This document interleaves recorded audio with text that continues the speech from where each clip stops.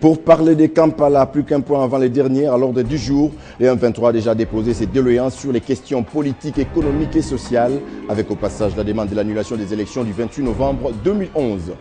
Et puis, 19 membres présumés du mouvement rebelle M23 actifs dans l'Est de la République démocratique du Congo ont été arrêtés par la police sud-africaine.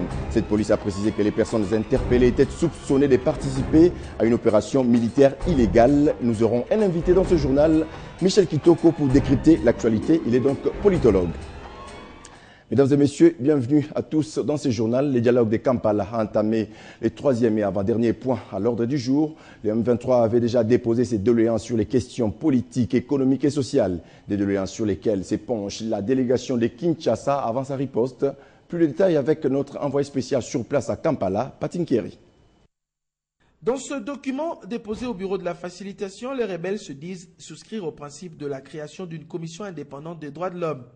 Le M23 propose la création d'un ministère en charge des questions relatives à la réconciliation et une loi qui réprime la xénophobie et la protection de la minorité. Le mouvement rebelle classé force négative propose aussi une loi d'amnistie pour faits de guerre et faits insurrectionnels commis depuis le 7 mai 2009. Les rebelles veulent aussi que le Congo-Kinshasa crée une commission spéciale mixte pour faire aboutir rapidement le processus d'intégration de la RDC à la communauté de l'Afrique de l'Est. Et surtout la mise en œuvre du pacte sur la paix, la sécurité, la stabilité et le développement dans la région des Grands Lacs. La délégation du gouvernement de Kinshasa s'est réunie le lundi 4 février soir afin de donner des réponses d'écoute, d'évaluation et résolution à ces doléances en les regroupant entre les légitimes et les pistes de solution. C'est sans doute que plusieurs de ces doléances seront considérées sans objet car faisant déjà partie pour la plupart d'un projet gouvernemental régional ou tout simplement certains sont irréalistes et illégitimes pour un groupe rebelle dit force négative. À ce troisième point de l'ordre du jour, le dialogue de Kampala est dans sa bifurcation vers la destination finale. Le quatrième point sera probablement sous l'égide de la CIRGL avec des mécanismes de mise en œuvre, de suivi et d'évaluation de l'accord de Kampala. Selon nos informations, les délégués seront réduits.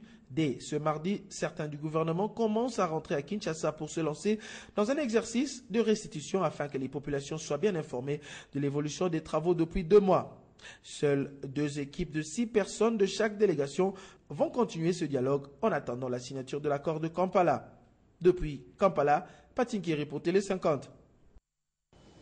Et pendant qu'une délégation du M23 est à Kampala pour parler avec le gouvernement congolais, en Afrique du Sud, 19 membres de ces mouvements ont été arrêtés ce mardi par la police dans la province de Limpopo, dans le nord du pays. La police sud-africaine a précisé que les personnes interpellées étaient soupçonnées de participer à une opération militaire illégale. Parmi eux, des sans-papiers. Ils seront donc transférés à Kinshasa. Nous y reviendrons avec force détail. Je vous l'annonçais au sommaire, un invité dans ce journal pour décrypter l'actualité, précisément les pourparlers des Kampala.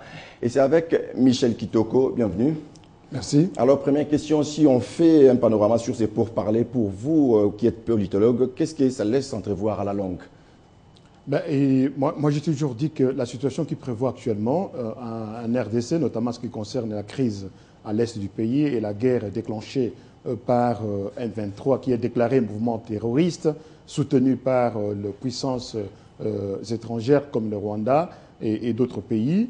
Moi, je pense qu'aujourd'hui, les revenus à ce que nous puissions comprendre la réalité des choses. C'est-à-dire qu'au lieu de se pencher sur les doléances déposées, comme vous le dites là, de M23, oui. Voilà, il y a la plupart des Congolais qui réclament cela depuis longtemps. Vous voyez, on ne peut pas réclamer aujourd'hui ce que les Congolais ont toujours réclamé depuis longtemps, notamment ce qui concerne le dialogue entre les Congolais, le vivre ensemble et en même temps une cohésion sur le plan politique et des revendications qui viennent tant de l'opposition institutionnelle mais aussi de la société civile. Donc, vous comprenez qu'aujourd'hui, nous sommes en train de traverser les moments les plus difficiles auxquels le pays s'est fait insulté sur le plan international par le M23 déclaré mouvement terroriste qui pense qu'après avoir assassiné la population congolaise, le peuple congolais à l'est du pays peut à un moment donné revendiquer des postes politiques pour gouverner encore une fois ce pays. Mais malgré votre analyse, le gouvernement, la diplomatie congolaise reste optimiste par rapport à la sortie de la crise. Non, la diplomatie est en train de faire son travail, mais je pense que c'est une diplomatie qui a choisi un mode de dialogue avec cette force Quand cela a été déclenché, M23 n'était pas encore déclaré mouvement terroriste. Moi, je pense que maintenant, le voile commence à tomber et aujourd'hui, M23 est déclaré mouvement terroriste. Je pense que la sagesse fera que nos autorités ils vont tout de suite comprendre qu'ils sont face à des terroristes qu'on ne peut pas négocier. Faudrait-il mettre un terme à ces dialogues ou continuer selon vous? Mais ça va de soi. On ne peut pas négocier encore une fois avec un mouvement qui est déclaré mouvement terroriste par la communauté internationale. Encore une fois, vous comprenez bien que la police sud-africaine a commencé à arrêter des gens qui sont en acquaintance avec ce mouvement-là, non seulement parce qu'ils sont des sans-papiers, mais aussi parce que ce sont des gens qui, sur le territoire sud-africain, posent des actes considérés comme des actes alliés au terrorisme. Donc c'est tout à fait normal que cela soit appréhendé par la police terroriste et transféré au Congo pour être jugé. Autant le Congo aussi, l'appareil judiciaire du Congo, doit aussi se pencher sur cette question et lancer autant de mandats d'arrêt pour les Congolais qui sont sur le territoire congolais, qui ont commis des bavures, et éviter que demain ou après-demain, encore qu'on se penche sur les amnisties les uns des autres. Non, il n'y a pas un pardon quand on massacre tout un peuple à l'est du pays. On va terminer avec vous, on va prendre la dernière question. On parle maintenant de l'arrestation de quelques membres du M23 en Afrique du Sud. Est-ce que c'est grâce à la diplomatie congolaise, selon vous? Non, il n'y a pas question de grâce à la diplomatie congolaise. C'est une infraction sur le territoire sud-africain.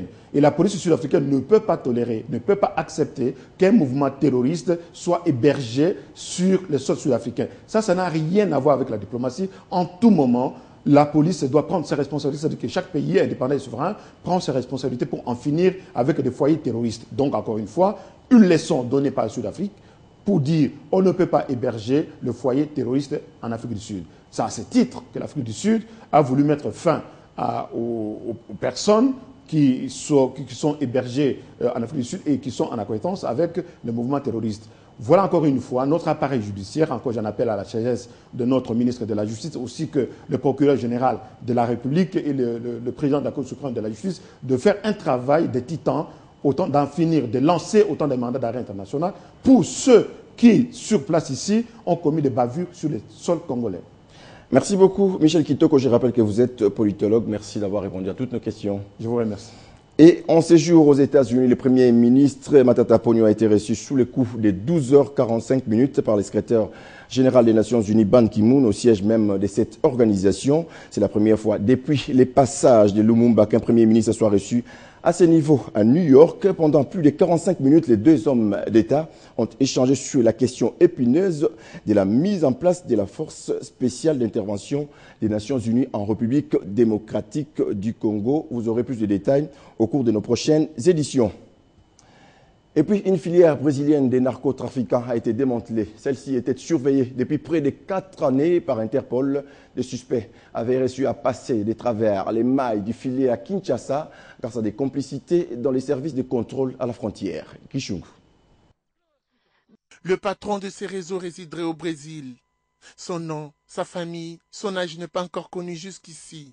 Selon des sources proches de l'enquête, cette filière utilise des personnes qui détiennent des passeports congolais-angolais pour acheminer de la drogue forte en RDC.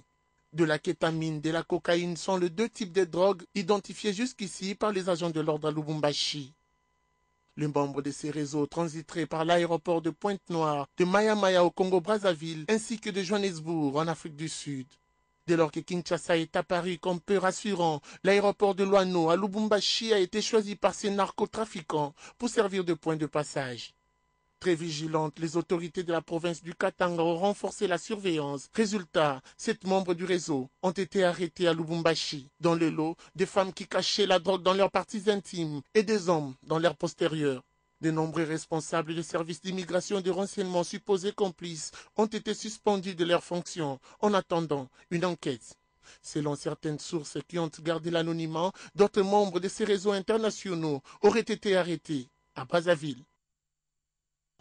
L'actualité, c'est encore la fin du séjour de la ministre suisse de la Justice et Police en République démocratique du Congo. Un séjour qui a non seulement donné sur la signature du protocole d'accord sur la migration entre les deux pays, mais aussi qui a mis au parfum la ministre suisse Simonetta des potentialités touristiques congolaises, mais aussi de ce qui s'est fait au niveau de la justice en République démocratique du Congo. Suivez ces condensés que nous propose Jules Mwamba. Suisse et RDC, c'est parti pour un partenariat dans le domaine migratoire. Les deux pays se sont engagés dans un partenariat dont l'accord de coopération a été signé lundi entre la ministre suisse de Justice et Police, Simonetta, et Richard Muyej, ministre congolais de l'Intérieur. C'est une coopération importante étant donné que dans l'espace qui est le nôtre, nous partageons les frontières avec 9 pays et qu'il était important de bénéficier de l'expérience de la Suisse pour gérer efficacement ce secteur sensible. La ministre suisse était à la tête d'une délégation qui a fait le déplacement de Kinshasa pour se rendre compte notamment de comment est géré le flux migratoire en RDC. C'est d'ailleurs ce qui l'a amené à la visite de travail dans les installations de la Direction générale des migrations où elle s'est laissée plus impressionnée par le travail abattu que par des présents reçus. La coopération va donc s'intensifier que dans le passé. Un peu plus tôt dans la même journée de lundi, la ministre suisse a eu une séance de travail avec la ministre congolaise de la Justice sur les droits de l'homme et la question des femmes majoritaires dans la migration en Suisse avant de visiter la maison des Congolais de l'étranger. Un séjour de travail très chargé même si l'on peut se permettre ici une randonnée fluviale sur le majestueux fleuve Congo. Tout pour avoir des arguments pour convaincre les Congolais à s'attacher à leur terre. On est d'accord, les gouvernements de la RDC et la Suisse, que la migration souvent c'est pas la solution. Il n'y a pas un Eldorado en Europe. Par contre, des fois la situation est très difficile, mais les gens qui viennent chez nous, ils doivent rentrer dans leur pays parce que ce ne sont pas des réfugiés. C'est tard dans la soirée de lundi que la délégation a quitté le sol congolais pour Luanda, capitale angolaise, pour un séjour de travail, de même à Kaby. Voilà, rendons-nous à présent en province, précisément au Nord Kivu. Très récemment, le gouvernement provincial a béni les travaux de réhabilitation du Pontois, un pont qui a la vocation de booster l'économie de la province par notamment les cheminements et la circulation des produits, des consommations et des premières nécessités. Ces morceaux de bois sont le seul soutien qui assure l'équilibre et la stabilité de ces ponts.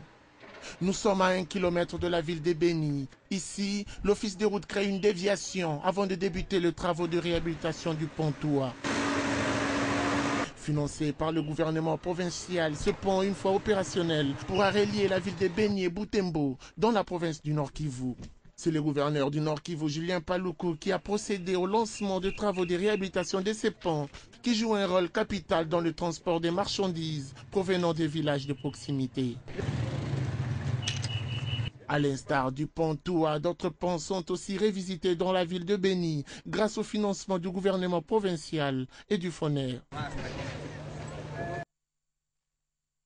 Autre titre, en bref, à Lubumbashi, plus de 2300 cas de choléra, dont 76 décès ont été enregistrés dans plusieurs territoires du Katanga du 2 décembre 2012 au 3 février 2013. La prise en charge des malades s'est fait convenablement. Plusieurs sources médicales insistent toutefois sur la nécessité de sensibiliser la population à observer les mesures d'hygiène et à consommer une eau potable. À Kinshasa, l'appel à la mobilisation générale et à la cohésion nationale lancé il y a peu par le président de la République, Joseph Kabila, face à l'agression à laquelle est victime le pays, connaît encore diverses réactions au sein de la population. Chaque leader de parti politique, association ou autre structure regroupant les Congolais en réponse transmet cette sensibilisation. C'est ainsi que Willy Bakonga, député national et coordonnateur de l'association Génération Kabila, a lui pris l'initiative d'expliquer à ses membres au cours d'une séance de formation l'essence de ces messages du chef de l'État. Génération Kabila, cette association, membre de l'Alliance pour la majorité présidentielle, continue de militer pour la République en soutien aux institutions. C'est qui explique cette démarche menée par son coordonnateur, Willy Bakonga, qui a pris en cette nouvelle année l'initiative de réunir sa base, profitant de ses vacances parlementaires pour une sensibilisation suite à l'appel à la mobilisation lancé il y a peu par le chef de l'État. Et son message était celui de la cohésion nationale autour du chef de l'État. Nous devons parler d'une seule voix. Nous devons regarder dans la même direction. Nous devons taire nos divergences politiques, idéologiques, car la paix est un défi national. À cette rencontre, qui était aussi une séance de formation des membres, les discussions ont eu lieu en vue d'arrêter les stratégies d'apporter un soutien au recrutement des jeunes dans l'armée pour la défense de la patrie. Plusieurs délégations venues de 11 provinces que compte le pays y ont pris part.